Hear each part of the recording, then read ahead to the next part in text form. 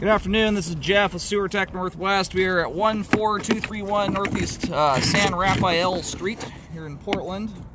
Located up on the rooftop, we're going down through the 4-inch vent, cast iron vent at that, and check the overall condition and serviceability of the sanitary sewer line.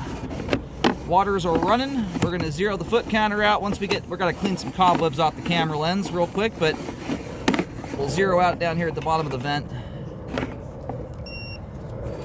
Now, I'm going to the vent. There's actually a beautiful clean out right out back. But someone got so much concrete in around it when they poured the concrete back. I've been out here for almost a half hour chiseling on the thing, and to no avail. So, but from the looks of it, it can certainly be opened up. I can't put any more time into it at this point. There's probably only another 10 minutes of monkeying around with it left, I'll bet, but anyway, it sits underneath a little green, it's covered up by a ground drain cover, actually. But underneath that, it's not actually a ground drain, it's indeed a clean out underneath there. Anyhow, off we go here. Water's running. We've just left the outside of into the outside of the house now. And I'm gonna keep things kind of zipping along here. We've got a pretty long wraparound sewer line to get through.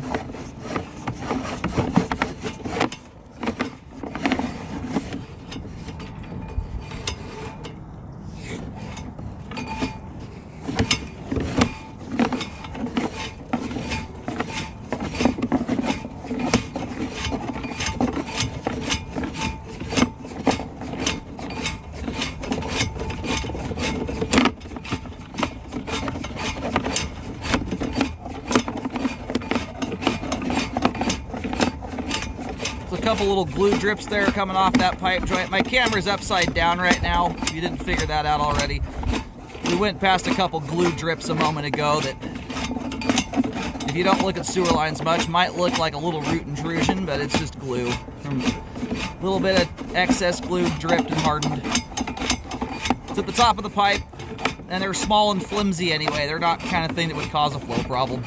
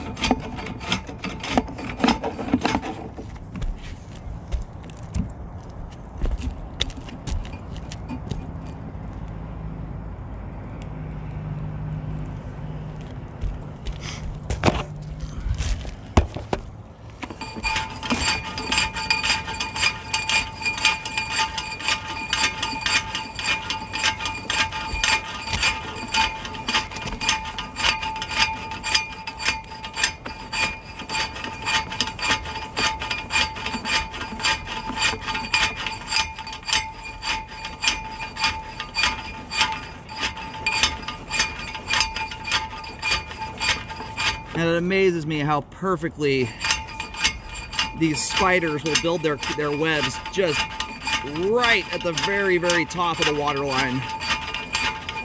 To the point where the most high volume water going through the line won't touch the cobweb. It's amazing how exact those little creatures can be.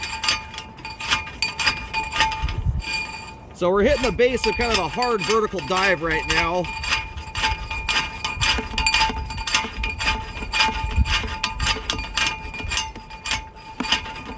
Oh, there we go. That's what I was hoping to see there, the transition. So, in this part of town, we're not going to probably get much further than where we are right now because of the configuration. I'm going to at least get this thing out to where we're past the end of responsibility for the homeowner, which generally is at that transition joint we just went past there. All right, I'm going to go locate really quick. It's getting extremely difficult to get the camera to move through the line at this point. I don't want to break stuff.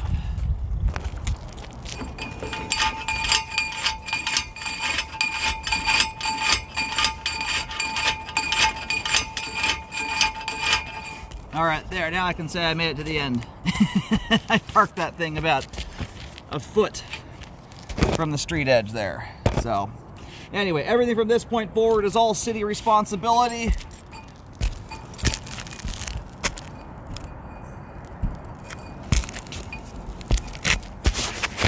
gonna go ahead and start reeling back in here. And I may do a little reviewing of this video at home. I've got a nasty light glare up here on the roof. I'm even shading things with my umbrella and I'm still having a hard time seeing.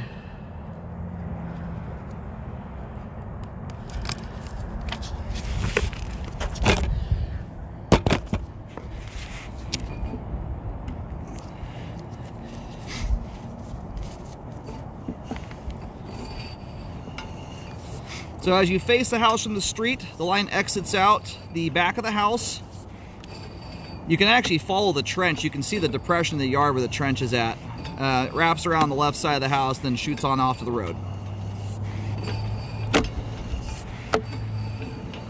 Now in this case, the line transitions to 30-34 at the right of way rather than the street edge. That's kind of a newer thing.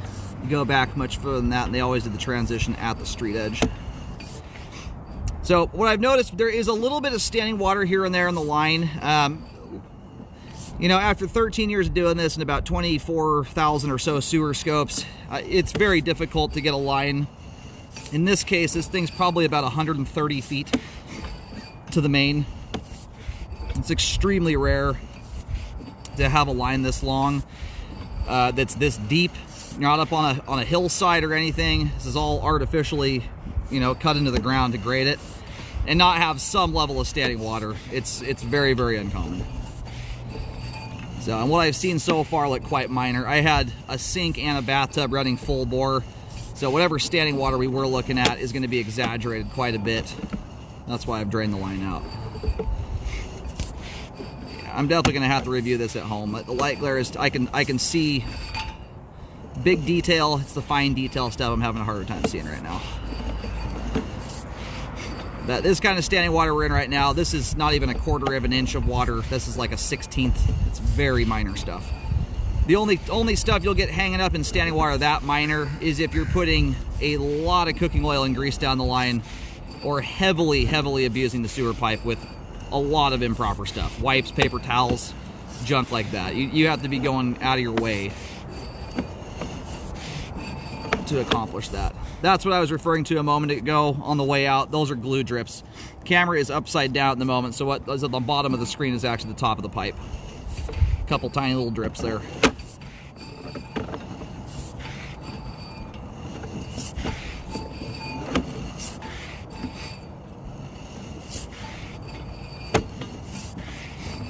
Anyway, the way I'll write this one up, I'm not going to map out every individual spot with standing water. It's so subtle that it'd be difficult to do so. It really doesn't make sense. So I'm just going to write it up as you've got sporadic, minor standing water throughout the line. It's nowhere near significant enough to warrant repairs. And honestly, to remove the standing water you've got here, you would be redoing the entire sewer line to accomplish it. It would just be silly to do so. Not for standing water like you've got here. Doesn't make sense. Anyway, I will review the video at home to look for, you know, anything in fine detail. It'd be kind of hard to see at the moment with the light glare I've got. But all the major detail stuff, as far as just straight up flow and functionality goes, line's humming along just fine. And quite a clean sewer line too. There's very little buildup to speak of in here.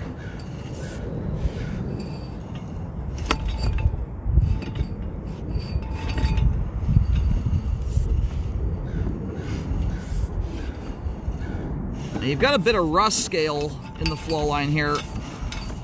And rust scale is kind of tricky stuff. When it's fine little bits and pieces, generally it moves on its way without too much issue.